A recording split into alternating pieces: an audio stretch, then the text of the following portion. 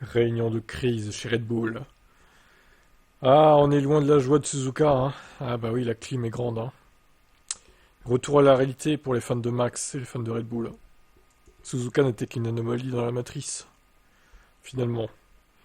Marco a mentionné que l'équipe ne sait pas d'où viennent les problèmes de la voiture. Notre voiture n'est pas équilibrée.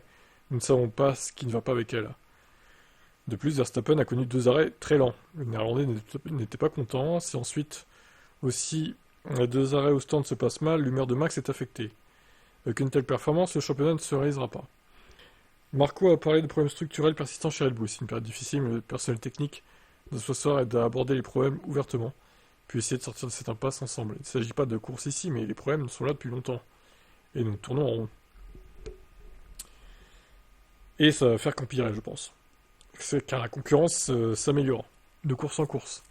La concurrence hors McLaren, parce qu'eux ils sont déjà au sommet. Le conseiller de Red Bull a ensuite expliqué que ça se résume principalement à un domaine de la voiture. Je pense que c'est principalement l'aéro.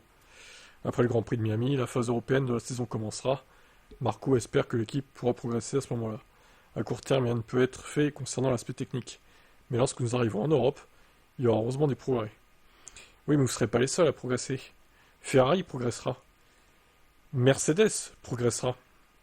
Parce que là, clairement, Antonelli aurait dû finir devant Verstappen aussi, hein. Donc il aurait dû être septième, Verstappen, et pas 6. Il a déjà eu du mal à dépasser une pauvre Alpine. Alors bon, à voir à Jeddah s'ils pourront s'en sortir mieux qu'à Bahreïn, en tout cas.